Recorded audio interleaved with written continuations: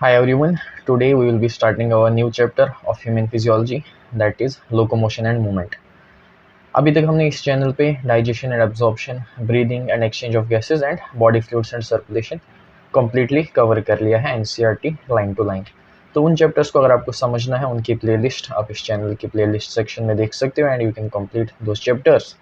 और अगर आपको ये वाला चैप्टर कवर करना है तो आने वाले 6-7 वीडियोज़ के अंदर हम ये चैप्टर भी पूरा कंप्लीट कवर कर लेंगे, नीट के लिए हो चाहे बोर्ड्स के लिए। एनसीईआरटी की हर एक लाइन हम समझेंगे एंड इस चैप्टर में जहाँ पर ह्यूमन स्केलेटल सिस्टम आएंगे वहाँ पर हम रियल बोन्स का इस्तेमाल करेंगे, एनिमेशंस का इस्तेमाल करेंगे ताकि हम अच्छे से चीज़ों को समझ पाएँ। ठीक है, तो चलो स्टार्ट करते हैं आज का चैप्टर लोकोमोशन एंड मूवमेंट। पहले तो बताओ डिफरेंस क्या है लोकोमोशन में और मूवमेंट में, क्या दोनों सेम है या दोनों अलग हैं? इफ़ यू नो तो write down the answer in the comments, if you don't know तो चलो मैं बताता हूँ। देखो अभी जो मैं हाथों को इधर से उधर कर रहा हूँ, दिस इज मूवमेंट। मूवमेंट मतलब किसी भी चीज़ को आप मूवमेंट कह सकते हो, एक जगह से दूसरी जगह में कर रहा हूँ लेकिन पोजीशन मेरी यहीं है, मेरा लोकेशन चेंज नहीं हुआ। अब अगर मैं यहाँ से उठकर कहीं बाहर चला जाऊँ तो that will be called as locomotion. Locomotion का क्या मतलब है? लोकोमोशन मीन्स जब आपका प्लेस या जब आपकी लोकेशन चेंज हो जाए तो वो लोकोमोशन है। एंड अगर ये चेंज ना हो, मैं अपनी प्लेस में अपनी लोकेशन सेम रखूँ, वहाँ पर मैं कोई एक्टिविटीज़ करूँ जस्ट लाइक दिस, तो these will be called as movements. समझ गए? तो इसका मतलब हम क्या कह सकते हैं, क्या सारी मूवमेंट्स लोकोमोशन है? देखो ये भी तो मूवमेंट है बट ये लोकोमोशन नहीं है, तो सारी मूवमेंट्स को हम लोकोमोशन नहीं कह सकते हैं। लेकिन मैं अगर यहाँ से उठकर चला जाऊँ तो ऑब्वियसली मैंने अपनी बॉडी की पोजीशन चेंज कर ली, लोकोमोशन तो हो गई वो, लेकिन साथ ही साथ वो मूवमेंट भी हुई। तो सारे लोकोमोशन मूवमेंट है बट सारे मूवमेंट्स लोकोमोशन नहीं है। ये चीज़ समझ में आई? देखो इधर लिखा होगा कहीं पर, तो क्या लिखा है? All locomotions are movements. जो भी लोकोमोशन है, जब आप एक जगह से दूसरी जगह जाओगे वो सारे लोकोमोशंस मूवमेंट होंगे, but all movements are not locomotions like this. ये मूवमेंट है बट लोकोमोशन नहीं है। ये लाइन समझ में आई? अब स्टार्टिंग का पैराग्राफ पढ़ते हैं हम। Movement is one of the significant features of living beings. Animals and plants exhibit a wide range of movements. अब प्लांट्स लोकोमोशन नहीं कर सकते हैं, प्लांट्स ग्रोथ करते हैं, उनके पत्ते हिलते हैं, तो ऑब्वियसली प्लांट्स में मूवमेंट होती है। क्लाइंबर्स क्लाइंब करते हैं, क्रीप करते हैं, बट इन जनरल प्लांट्स में लोकोमोशन नहीं होता है, वो एक जगह से दूसरी जगह चलकर नहीं जा सकते हैं। ठीक है, एंड एनिमल्स में लोकोमोशन और मूवमेंट दोनों चीज़ें पॉसिबल है। Streaming of protoplasm in the unicellular organisms like amoeba is a simple form of movement. Amoeba क्या है? यूनिसेल्यूलर प्रोटोजोआ है, तो उसके अंदर जो भी लिविंग कंटेंट है, फ्लूइड, साइटोप्लाज्म, न्यूक्लियोप्लाज्म, उन सब चीज़ों को हम प्रोटोप्लाज्म कहते हैं मिलके। तो उस चीज़ की विद इन द सेल एक जगह से दूसरी जगह सर्कुलेशन होना, that is also a form of movement. Then movement of cilia, flagella, tentacles, they are shown by many organisms. अब cilia क्या होता है, flagella क्या होता है, अगर आपने स्टार्टिंग के चैप्टर्स पढ़े हैं तो यू वुड नो, अगर नहीं पता है तो कोई बात नहीं। देखो ये अगर कोई भी सेल है ना तो उस पर छोटे छोटे हेयर लाइक प्रोजेक्शंस होते हैं बहुत सारे। अगर ऐसा है तो ये जो छोटे छोटे हेयर लाइक प्रोजेक्शंस है इनको हम सीलिया कहते हैं। ऑन द अदर हैंड अगर एक सिंगल या डबल, मल्टीपल भी हो सकते हैं बट रफली लेस इन नंबर, सीलिया तो हज़ारों लाखों में है बट फ्लैजिला इतने नहीं होते, 1 2 3 4 जस्ट लाइक दिस, इतने फ्लैजिला हो सकते हैं। And flagella are longer than cilia. ये लॉन्गर प्रोट्रूडिंग स्ट्रक्चर जो कि सेल से बाहर प्रोट्रूड कर रहा है, लंबा सा structure, that will be called as flagella. ठीक है, एंड टेंटेकल्स, अगर आपने एनिमल किंगडम पढ़ा होगा तो उसमें एक डायग्राम है हाइड्रा की, उसमें आपको टेंटेकल्स देखने मिल सकते हैं। रुको मैं आपको दिखाता हूँ, अगर मेरे पास थी डायग्राम तो, जस्ट अ सेकेंड। हाँ कहाँ चला गया, ये देखो, इसमें देखो ये जो ऑर्गेनिज्म है दिस इज योर हाइड्रा। इसमें ये देख रहे हो जो स्ट्रक्चर्स बाहर की तरफ निकले हुए हैं, जैसे लग रहा है कि ऑक्टोपस के हो, 8 चीज़ें हैं। तो इनको हम कहते हैं टेंटेकल्स। तो इनसे ये शिकार करता है, अपना प्रे उसको कैप्चर करता है। This is also responsible for movement. तो हमने सीलिया देख लिया, फ्लैजिला देख लिया एंड टेंटेकल्स देख लिए। वही ये कह रहा था, क्या कह रहा था कि सीलिया, फ्लैजिला, टेंटेकल्स, इनकी मूवमेंट हमें देखने को मिलती है बहुत सारे ऑर्गेनिजम्स में। टेंटेकल्स तो मैंने आपको बता दिया, हाइड्रा। सीलिया, फ्लैजिला जनरली बैक्टीरिया में तो मिलेगा ही मिलेगा। फ्लैजिला आपको बैक्टीरिया में देखने मिलेगा। सीलिया हमारी ह्यूमन बॉडी में भी होता है। जो आपका ट्रेकिया है, जो विंड पाइप है, इसके अंदर भी सीलिया है, ताकि अगर जब आप सांस ले रहे हो, इनहेल कर रहे हो, कोई डस्ट पार्टिकल है, कोई बैक्टीरिया है, फॉरेन एजेंट है, ताकि वो लंग्स में जाके इन्फेक्शन कॉज ना करे, तो हमारे एयरवे में अंदर से सीलिया प्रेजेंट है। वो उन छोटे छोटे पार्टिकल्स को ट्रैप कर लेता है ऊपर ही। एंड देन कफ रिफ्लेक्स आती है, जब आप छींकते हो उससे क्या होते हैं, वो सीलिया ने जो भी पार्टिकल्स ट्रैप किए हैं वो आपकी रेस्पिरेटरी कैविटी, जो भी आपका एयरवे है, ह्यूमन रेस्पिरेटरी सिस्टम, उससे बाहर आ जाते हैं ताकि बॉडी को इन्फेक्शन ना हो। तो ये हमारी बॉडी में सीलिया का रोल हो गया। उसके अलावा फीमेल्स में जब ओव्यूलेशन होती है, ओव्यूलेशन तो ओवरी से हुई, बट अब उस एग को, अब उस ओवम को किधर आना है, उसको यूटरस में आना है, उसको फेलोपियन ट्यूब के थ्रू पास होना है। तो ओवरी से निकल के फेलोपियन ट्यूब में कैसे आता है, वहाँ पर सीलिया अंदर से लगे रहते हैं जो उस ओवम को पर्टिकुलर डायरेक्शन में मूव कराते हैं। समझ में आ गया ह्यूमन बॉडी में सीलिया का क्या रोल है। जो स्पर्म्स है, स्पर्मेटोजोआ है, उनमें टेल होती है, उसके अंदर फ्लैजिला प्रेजेंट होता है। अगर मैं डायग्राम से समझाऊँ तो मैं, मेरी डायग्राम्स उतनी अच्छी है नहीं, बट ठीक है, रफली समझ लो। अगर एक, अरे बहुत गंदा बन गया यार, ठीक है, ये रफली समझ लो। अगर हेड है एक स्पर्म सेल का, इस चीज़ को टेल मान लो तुम, ठीक है। तो इसमें भी फ्लैजिला है जो स्पर्म को मोटिलिटी में हेल्प करते हैं। तो सीलिया, फ्लैजिला का रोल समझ में आ गया। टेंटेकल्स हाइड्रा में होते हैं, उनका रोल समझ में आ गया। चलो आगे देखते हैं। Human beings can move, obviously we can move. हम लोकोमोशन मूवमेंट दोनों शो कर सकते हैं।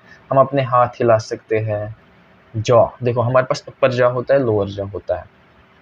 इस पूरे स्कल में जितनी भी बोन्स है, उसमें आप एक ही बोन को मूव करा सकते हैं। अभी मैं बोल रहा हूँ तो लोअर जॉ की मूवमेंट हो रही है। लोअर जॉ बोले तो mandible. Mandible is the only movable bone of skull, ठीक है। जॉज को हम मूव करा सकते हैं। आईलिड्स की मूवमेंट हो सकती है, यू नो इट। टंग की मूवमेंट होती है, etcetera. Some of the movements result in a change of place. कुछ मूवमेंट्स ऐसी है जिनसे कि आप अपना प्लेस बदल सकते हैं, अपनी लोकेशन बदल सकती है। तो वैसी मूवमेंट्स को हम लोकोमोशन कहते हैं। Such voluntary movements are called as locomotion. चलना, दौड़ना, क्लाइंब करना, उड़ना, स्विम करना, ये सारी की सारी लोकोमोशंस हैं। इनमें आप देखो, चलने से लोकेशन चेंज हो रही है, दौड़ने से लोकेशन चेंज हो रही है, कहीं क्लाइंब करके जा रहे हो, उड़ के जा रहे हो, स्विम कर, इन सब चीज़ों में आपका प्लेस या आपका प्लेस या आपकी लोकेशन बदल रही है। तो इसलिए ये सारी एक्टिविटीज़ मूवमेंट होने के साथ साथ लोकोमोशन भी है। लोकोमोशन के लिए जब स्ट्रक्चर्स चाहिए, they need not be different from those affecting other types of movements. मतलब कि सेम स्ट्रक्चर से आप लोकोमोशन भी कर सकते हैं और मूवमेंट भी कर सकते हैं। अभी जैसे मैं हाथ हिला रहा हूँ, मैं वैसे ही अपना पाँव भी हिला सकता हूँ। अगर मैं यहाँ बैठे बैठे अपना पाँव हिलाऊँ तो क्या हो जाएगा, वो मूवमेंट हो जाएगी। और पाँव से मैं अगर चलने लग के कहीं दूर चला जाऊँ तो दैट विल बी लोकोमोशन। अब मूवमेंट हो या लोकोमोशन हो, दोनों में मेरा पाँव यूज़ हो गया। तो सेम ऑर्गन हम मूवमेंट के लिए भी और लोकोमोशन के लिए भी यूज़ कर सकते हैं। Is this clear? Let's move ahead. अब इधर इसने एग्जांपल दी है पैरामीशियम की। पैरामीशियम में सीलिया प्रेजेंट होता है। क्या काम है सीलिया का? Movement of food through the cytopharynx and in locomotion as well. तो पैरामीशियम में जो सीलिया है उसके दो रोल हो गए। पैरामीशियम में सीलिया प्रेजेंट है, क्या करता है वो? मूवमेंट ऑफ फूड कराता है इनटू द साइटोफेरिंक्स, और साथ ही साथ सीलिया से पैरामीशियम चलता है एक जगह से दूसरी जगह, ठीक है। साइटोफेरिंक्स याद रखना, फूड की मूवमेंट किधर? साइटोफेरिंक्स में। इसकी भी मेरे पास इमेज होगी, आई विल शो यू।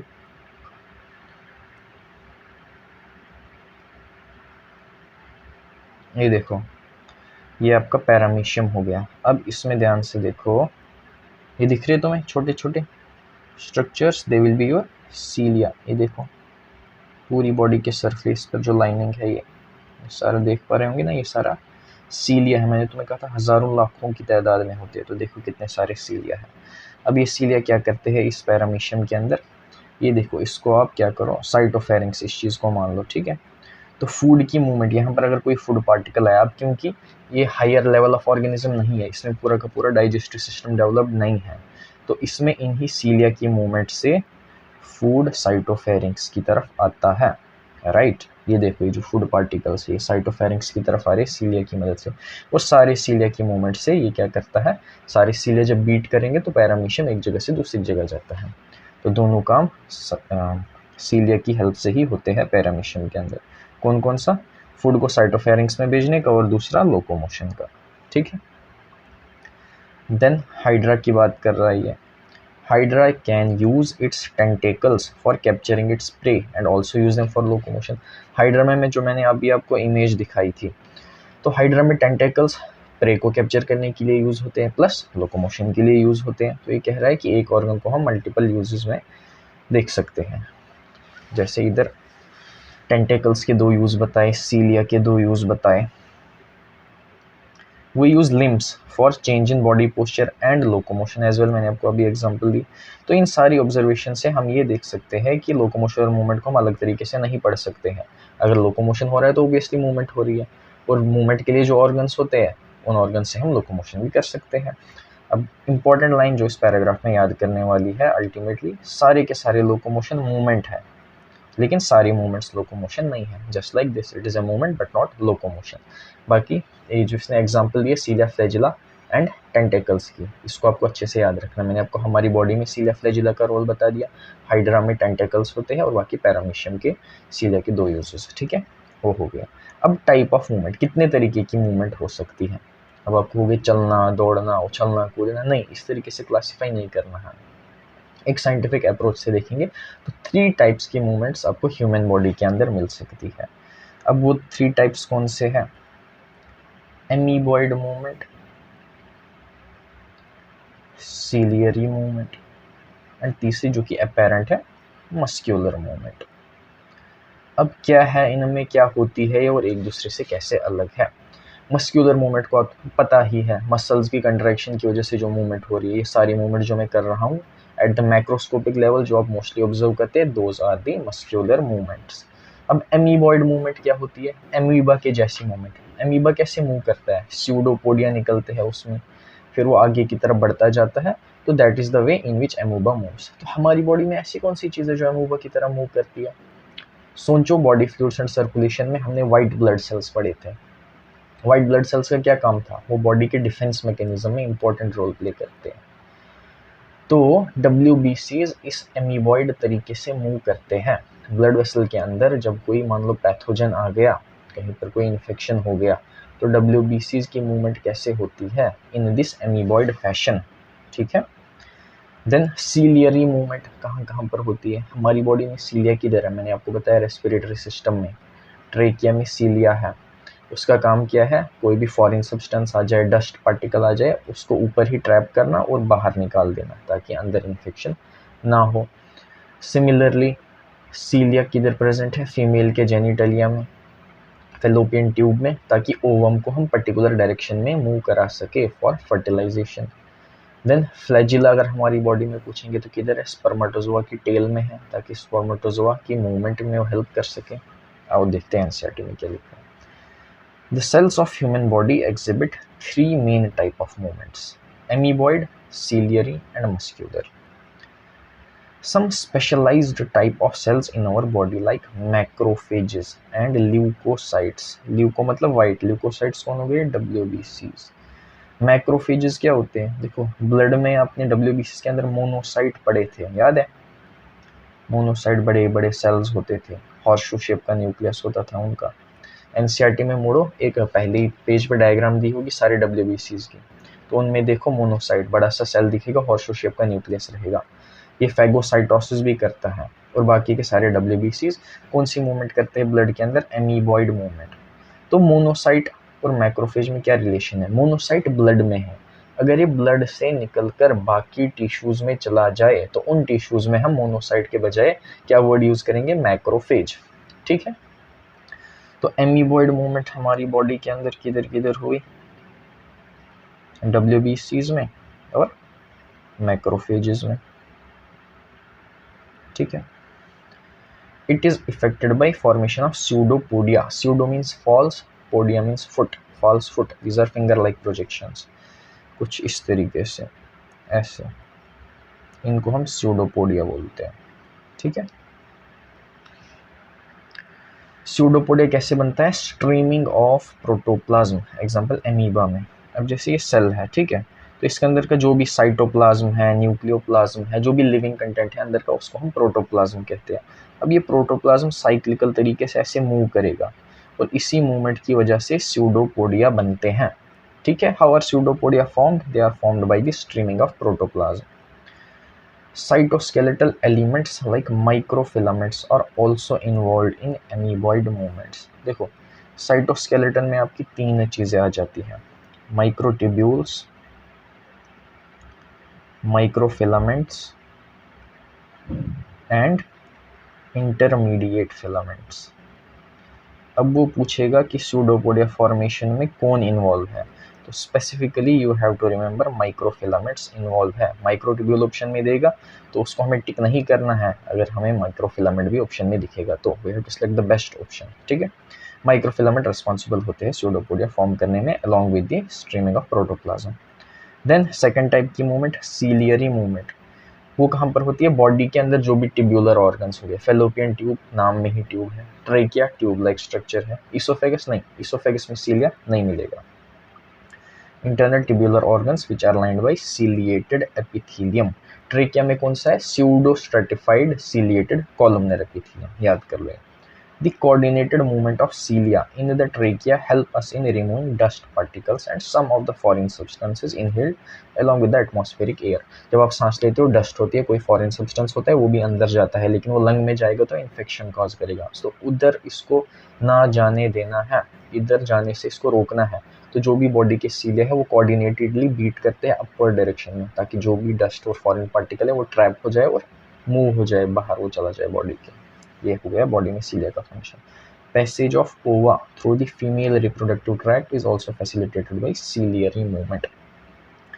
ऐसे आप मान लो ये जैसे फेलोपियन ट्यूब समझ लो, ठीक है, ये फिम्ब्रिया हो गया, इधर ओवरीज है, तो ओवरीज से जब ओवा निकलेगा तो इधर वो जाता है फेलोपियन ट्यूब में, देन फेलोपियन ट्यूब्स में सीलिया है, ताकि जो ओवा है वो इस डायरेक्शन में मूव कर सके, इधर मूव कर सके, ताकि इधर कहीं पर एम्पुलरी इस्थमिक जंक्शन पर जो फर्टिलाइजेशन होनी है, फर्टिलाइजेशन अगर इधर होगी तो ओवा को यहाँ पहुँचना पड़ेगा, इधर कौन लाएगा इसको? यहाँ से यहाँ, बीटिंग ऑफ सीलिया, समझ गए?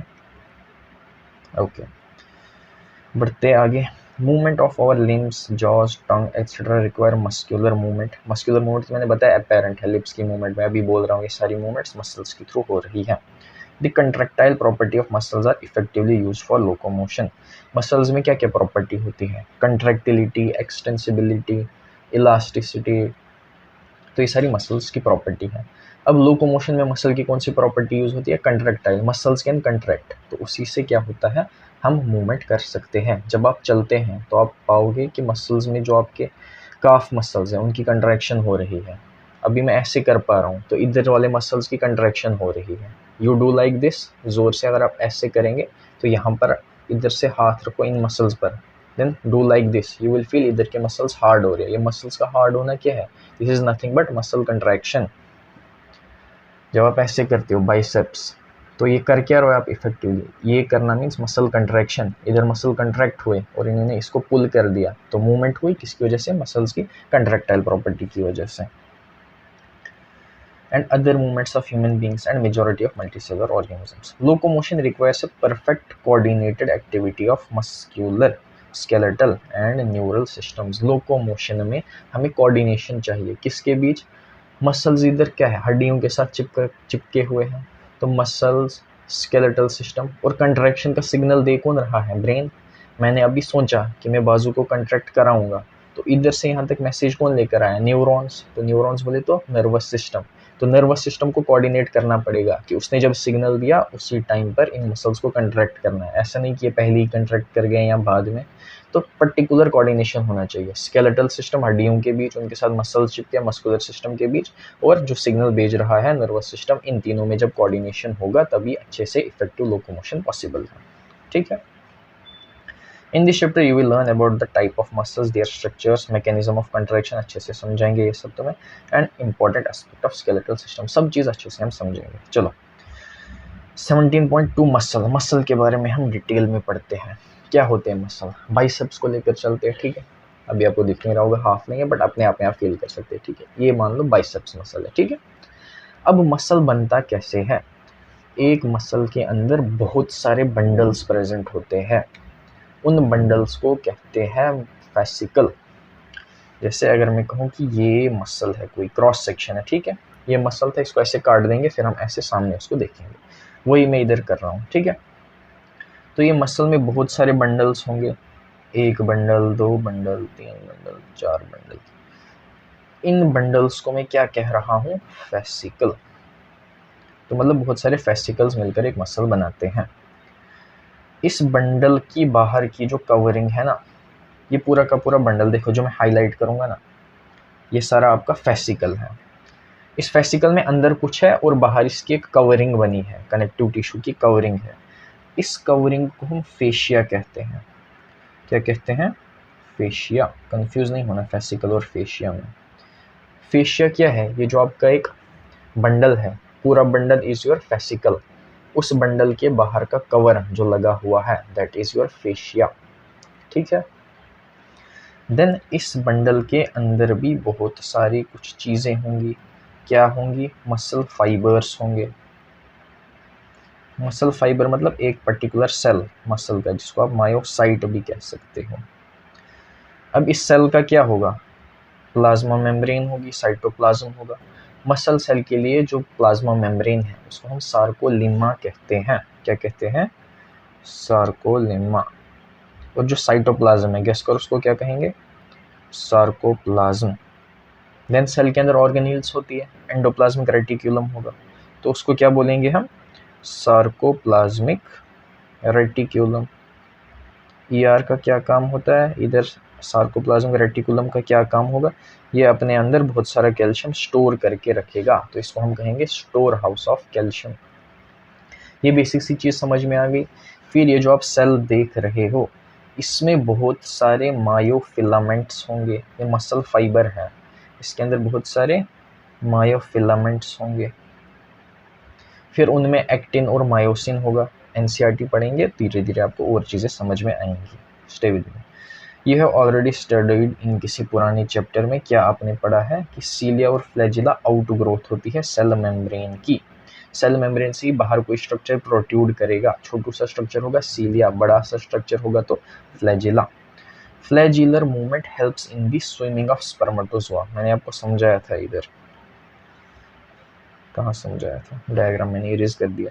स्पर्म में एक लंबी सी टेल होती है, तो उसकी मूवमेंट फ्लैजिला की मदद से ही होती है। देन स्पंजेस याद है तुम्हें? पोरीफेरा में स्पंजेस होते हैं, उनमें डाइजेशन के लिए कोई पर्टिकुलर ऑर्गन नहीं है, रेस्पिरेशन के लिए पर्टिकुलर कोई ऑर्गन नहीं है, तो जो भी चीज़ें होती है पूरी बॉडी सरफेस के अलोंग होती है डिफ्यूजन के थ्रू। उनमें कैनाल सिस्टम्स होते हैं। पोरीफेरा मीन्स पोर बियरिंग, जिनकी बॉडी में बहुत सारे पोर्स हो। तो पोरीफेरा में जो पोर्स होते हैं उनके अंदर पानी आता है, वाटर कैनाल सिस्टम होता है उनके अंदर। तो अंदर उस वाटर को मूव कराना ताकि फूड भी वाटर के साथ अंदर आ सके, इसमें कौन हेल्प करता है? फ्लैजिला हेल्प करता है। किसमें? Maintenance of water current in the canal system of sponges and in locomotion of protozoans like Euglena. Euglena में भी फ्लैजिला होता है। देखो पैरामीशियम में क्या था? सीलिया। यूग्लिना में क्या है? फ्लैजिला। स्पंजेस में फूड को एंटर कराता कौन है? वाटर को कौन एंटर कराता है? फ्लैजिला। स्पर्म की मूवमेंट के लिए कौन रिस्पॉन्सिबल है? फ्लैजिला। इधर लिख दो, फ्लैजिला किस में है? यूग्लिना में है। फ्लैजिला किधर पढ़ा हमने? स्पंजेस में पढ़ा। और किधर पढ़ा हमने? स्पर्मेटोजोआ में पढ़ा। कोई कंफ्यूजन नहीं है। पैरामीशियम में क्या था? पैरामीशियम में सी लिया था। ट्रेकिया में क्या था? ट्रेकिया में भी सी लिया था। फेलोपियन ट्यूब में क्या था? फेलोपियन ट्यूब में भी सी लिया था। तो ये चीज़ आप याद रखो, इधर मैंने साइड में लिख ली है, ठीक है। अब मसल की कहानी ये बता रहा है, muscle is a specialised tissue of mesodermal origin. Muscle का ओरिजिन क्या है? Mesoderm. About 40 to 50% of the body weight of human adult is contributed by muscles. देखो, हमारी बॉडी की जो भी टिश्यूज है ना, पूरी हमारी बॉडी जब जाइगोट से आगे बनी थी तो एक्टोडर्म, एंडोडर्म, मीजोडर्म, ये 3 जर्म लेयर्स ही है जो पूरी बॉडी को बनाती है। और मसल्स का ओरिजिन क्या है? Muscles are mesodermal in origin. Muscles का ओरिजिन मीजोडर्म, ठीक है। वेरी वेरी इंपॉर्टेंट, इस पे क्वेश्चन आ सकता है। Muscles mesodermal in origin. अब कितना बॉडी वेट होता है हमारी बॉडी में, कितना कंट्रीब्यूशन है मसल्स का? 40 से लेकर 50% आपका जो वेट है that is contributed by muscles. अगर कोई 100 kg का है तो 50 kg वेट उसमें मसल्स का ही आ रहा है, या 40 से 50 kg मसल्स ने कंट्रीब्यूट किया है, okay. They have special property like excitability. Excitability का क्या मतलब है? एक्साइटेबल मतलब जिनको हम एक्साइट करा सकते हैं। देखो, जब हम नर्वस कंट्रोल एंड कोऑर्डिनेशन पढ़ेंगे उसमें आपको अच्छे से समझ आएगा। इधर मान लो ये अगर एक सेल है तो इसमें एक पोलराइज्ड स्टेट मेंटेन करके है। अंदर की तरफ नेगेटिव चार्जेस ज़्यादा है सेल में, बाहर की तरफ जो एक्स्ट्रा सेल्यूलर स्पेसेस हैं, एक्स्ट्रा सेल्यूलर फ्लूइड है, उधर पॉजिटिव स्टेट है। तो इसको हम कहते हैं पोलराइज्ड स्टेट। इस पोलैरिटी को अगर हम बिगाड़ेंगे उसको कहते हैं डीपोलराइजेशन, और उसी की वजह से एक्शन पोटेंशियल आता है, न्यूरॉन्स के थ्रू ट्रैवल करता है मसल में। अगर वो गया, मसल में एक्शन पोटेंशियल जनरेट हुआ तो मसल की कंट्रैक्शन होती है। मैंने कहा ना कि पहले सिग्नल ब्रेन में जनरेट होगा, फिर वो न्यूरॉन्स के थ्रू ट्रैवल करेगा और उसके बाद मसल कंट्रैक्ट करेगा। तो मसल कंट्रैक्शन से पहले जो सिग्नल ट्रैवल किया ये एक्शन पोटेंशियल के थ्रू ट्रैवल किया। एक्शन पोटेंशियल किस प्रॉपर्टी से बने? एक्साइटेबिलिटी की वजह से। न्यूरॉन्स भी एक्साइटेबल है, मसल्स भी एक्साइटेबल है। जब मसल तक वो सिग्नल पहुंचा तो मसल्स एक्साइट हो गए, मसल्स में चेंजेस आए और मसल की कंट्रैक्शन हुई। तो समझ में आ गए, मसल्स आर एक्साइटेबल। ये चीज़ अब आगे और अच्छे से समझ पाओगे nervous control and coordination. Contractility, muscles में कंट्रैक्टिलिटी होती है, they are able to contract. Then extensibility, muscles extend हो सकते हैं 3/2 times of their natural length, मतलब 1.5 टाइम्स तक मसल एक्सटेंड हो सकते हैं। हार्ट की बात अगर आप करोगे तो हार्ट जब डायस्टोल में होता है वो रिलैक्स कर रहा होता है, देन कंट्रैक्ट कर रहा होता है, तो एक पर्टिकुलर लिमिट तक हम मसल्स को एक्सटेंड भी कर सकते हैं विद इन ए लिमिट। ज़्यादा एक्सटेंड करोगे तो मसल टीयर हो जाएगा, ठीक है। कौन कौन सी प्रॉपर्टी पढ़ी हमने? एक्साइटेबिलिटी, मसल्स एक्साइट हो सकते हैं, डिपोलराइज हो सकते हैं। देन कंट्रैक्टिलिटी, मसल्स कंट्रैक्ट हो सकते हैं। देन एक्सटेंसिबिलिटी, अब कंट्रैक्ट हो रहा है, वो एक्सटेंड हो रहा है, तो इसका मतलब it has got elastic property. Rigid होता तो ना कंट्रैक्ट होता ना एक्सटेंड होता, दोनों चीज़ें हो रही है तो मतलब मसल हैज़ गॉट इलास्टिसिटी। ये 4 properties should be at the tip of your tongue. Question पूछेगा which of the following properties are present in muscles, फिर ऑप्शन ही दे देगा कंट्रैक्टिलिटी, एक्सटेंसिबिलिटी, कंट्रैक्टिलिटी, एक्साइटेबिलिटी। तो आपको चारों प्रॉपर्टीज याद होनी चाहिए कि मसल सेल्स में ये चारों प्रॉपर्टीज प्रेजेंट होती है। अब मसल की अलग अलग तरीके से क्लासिफिकेशन हुई है डिपेंडिंग अपॉन मसल की लोकेशन कहाँ पर है, डिपेंडिंग अपॉन अपीयरेंस कैसे है माइक्रोस्कोप में। देखो, लोकेशन के हिसाब से कैसे क्लासीफाई कर सकते हो। हार्ट के अंदर स्पेशल मसल्स होते हैं, हार्ट के रिलेटेड कार्डियक वर्ड यूज़ करते हैं, तो हार्ट में जो मसल्स होंगे कार्डियक मसल। देन आपकी बॉडी की जो बोन्स है, हड्डियों पर जो मसल्स लगे हैं, स्केलेटन सिस्टम की तरफ जो मसल्स है उनको क्या कहोगे? Skeletal muscles. और कुछ मसल्स अंदर है, बॉडी के अंदर विसेरा में है, उनको क्या बोलोगे? Visceral muscles, depending upon location. Cardiac muscles, skeletal muscles and अंदर विसरल मसल्स, ठीक है। माइक्रोस्कोपिकली जब हमने इन सारे मसल्स को देखा तो कुछ मसल्स में हमें स्ट्राइशंस मिले, ऐसे लाइंस, एक पर्टिकुलर अरेंजमेंट में लाइंस मिली। लेकिन कुछ ऐसे थे जो बिल्कुल स्मूथ थे, जिनमें लाइनिंग ही नहीं थी, तो जिनमें आपको स्ट्राइशंस मिली उनको क्या बोलेंगे हम? Striated muscles. जिनमें नहीं मिली उनको क्या बोलेंगे? Smooth muscles. जो हमारी बॉडी के अंदर थे ना visceral muscles, they are smooth muscles. लेकिन जो हमारे स्केलेटल मसल हैं इनमें स्ट्राइएशन होती है, so they are striated muscles. Even cardiac muscle जो हमारे हार्ट में, उनमें भी थोड़ी थोड़ी स्ट्राइएशन होती है, तो उनको भी हम स्ट्राइटेड मसल कह सकते हैं। इधर भी वही चीज़ लिखी हुई है। Muscles have been classified under different criteria. Location के बेसिस पर मैंने बता दिया 3, अपीयरेंस के बेसिस पर striated and smooth, and nature of regulation of their activities, क्या वो नर्वस कंट्रोल के थ्रू रेगुलेटेड होते हैं या फिर उनमें ऑटो रेगुलेशन है, इस बेसिस पर भी हम उनको क्लासीफाई कर सकते हैं। Based on their location 3 types of muscles are identified. हड्डियों के साथ जुड़े हुए हैं तो स्केलेटल मसल्स, हार्ट में है तो cardiac muscles, and body cavities के अंदर है मतलब डीप इनटू द बॉडी तो विसरल मसल्स। अब स्केलेटल मसल की क्या प्रॉपर्टी है? हाथ पाँव हिला पाते हो, ये आप, मैंने सोचा मैं हाथ ऊपर ले जाऊंगा, ले रहा हूँ, सोचा नीचे लाऊंगा, ले जा रहा हूँ। मैं सोच रहा हूँ मेरी हार्ट बीट फास्ट होनी चाहिए, नहीं हो रही है। मैं सोच रहा हूँ हार्ट बीट स्लो होनी चाहिए, नहीं हो रही है। स्मूथ मसल्स, आपका जो ईसोफेगस है, स्टमक है, उनमें पेरिस्टालसिस होती है। अभी मैंने अगर कुछ खाया तो क्या मुझे सोचना पड़ रहा है कि यार अब मुझे ईसोफेगस को कंट्रैक्ट कराना है, फिर खाना स्टमक में पहुंचेगा, फिर मैं स्टमक को कंट्रैक्ट कराऊंगा, फिर उसकी अच्छे से डाइजेशन होगी? Do you think like that? No, you do not think. क्यों? क्योंकि ये सारे काम खुद ही हो रहे हैं, ये आपके कंट्रोल में नहीं है। तो अंदर की जो विसरल मसल्स हैं, they are not under your control. Heart के मसल्स हैं, they are not under your control, they are autonomous, वो अपना काम खुद करते हैं। You can not change them according to your will. जबकि जो स्केलेटल मसल्स है, they are under my control. I want my hand to go up, ये जाएगा, I want it to come down, या वापस आएगा, क्योंकि इनको हम कंट्रोल कर सकते हैं।